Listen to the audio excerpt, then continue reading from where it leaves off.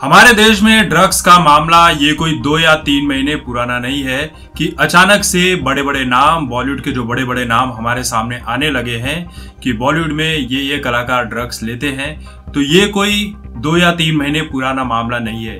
ये मामला है 60-70 साल पुराना। जब से मुंबई में अंडरवर्ल्ड पनपना शुरू हुआ था, तब से मुंबई में चाइल्ड ट्रैफिकिंग, मर्डर, ड्रग्स का बिजनेस, किडनैपिंग, ये सारी चीजें मुंबई में उस वक्त से ही होने लगी थी।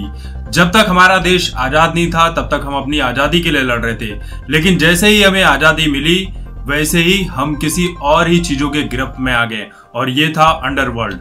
और अंडरवर्ल्ड से जुड़ा बॉलीवुड। ये बॉलीवुड वाले अचानक से 1 या 2 सालों में या 4 सालों में 10 सालों में अंडरवर्ल्ड से जुड़ना नहीं हुआ है। बॉलीवुड के आप पहले के कलाकारों को देखेंगे तो जो बड़े बड़े अंडरवर्ल्ड के लोग थे, वो पुराने कलाकारों के साथ आप उनकी तस्वीरें आसानी से देख सकते हैं। कई बार ड्रग्स वाली बातें हमारे देश में सामने आई, बॉलीवुड में भी सामने आई, लेकिन तब सरकार और थी, ये मामले दब जाया करते थे। लेकिन अब सरकार बदल चुकी है। अब कोई भी एक्शन होता है तो तुरंत उसका रिएक्शन देखने को मिल जाता है। अब की जो गवर्नमेंट है वो हर मामले को बहुत ही गंभीरता से लेती है, चाहे वो आतंकवाद का मुद्दा हो, चाहे वो ड्रग्स का मुद्दा हो, चाहे वो कोई भी मुद्दा हो, वो हर मामले को सुलझाने की पूरी कोशिश करती है।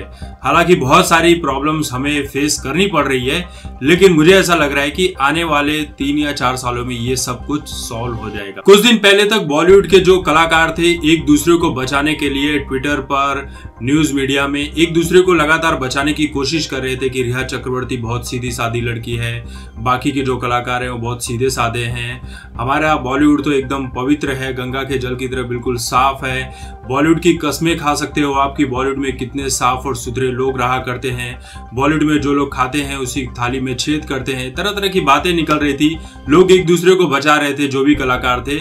लेकिन अब मामला बदल चुका है। लेकिन पिछले 1 हफ्ते से जैसे ही बड़े बड़े कलाकारों के नाम सामने आने, जैसे कि सारा अली खान, रकुल प्रीत सिंह, सिमोन खंबाता, श्रद्धा कपूर, दीपिका पादुकोण, तो और भी बड़े बड़े जो ए लिस्टर नाम है वो सामने आने बाकी है। क्योंकि रिया चक्रवर्ती ने एक रिपोर्ट आई थी जिसमें ये बताया था कि 72 से भी ज्यादा जो बॉलीवुड के बड़े बड़े कलाकार हैं, उनके नाम ड्रग्स जैसे बड़े मामले में शामिल हो चुके हैं।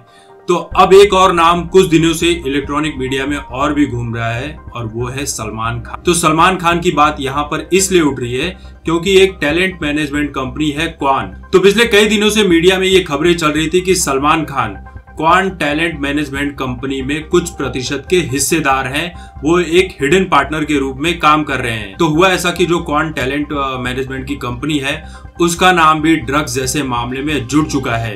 तो सलमान खान का नाम जब पिछले कई दिनों से इलेक्ट्रॉनिक मीडिया में चल रहा था, सोशल मीडिया पर चल रहा था, तो सलमान खान की जो लीगल टीम है, उन्होंने अपना एक स्टेटमेंट आज मीडिया में दिया है, जिसमें उन्होंने ये लिखा है, मीडिया का एक हिस्सा गलत तरीके से रिपोर्ट कर रहा है कि हमारे partner Salman Khan Kwan talent management company में कुछ प्रतिशत के हिस्सेदार हैं। तो यह स्पष्ट किया जाता है कि सलमान खान इस कंपनी में डायरेक्टली और इनडायरेक्ट तौर पर या इसके किसी भी ग्रुप के कंपनियों से किसी भी तरह से सलमान खान का कोई भी रिश्ता नहीं है। सलमान खान इन कंपनियों से, क्वान टैलेंट कंपनी से कहीं भी किसी भी तरह से नहीं जुड़े। हम उनसे रिक्वेस्ट करते हैं कि हमारे क्लाइंट सलमान खान के बारे में जो मीडिया का समूह गलत खबरें, गलत अफवाह उड़ा रहा है, इस गलत अफवाह को परोसने से बचे। देखिए, ये जो क्वान टैलेंट मैनेजमेंट कंपनी है, ये कोई छोटी मोटी कंपनी नहीं है।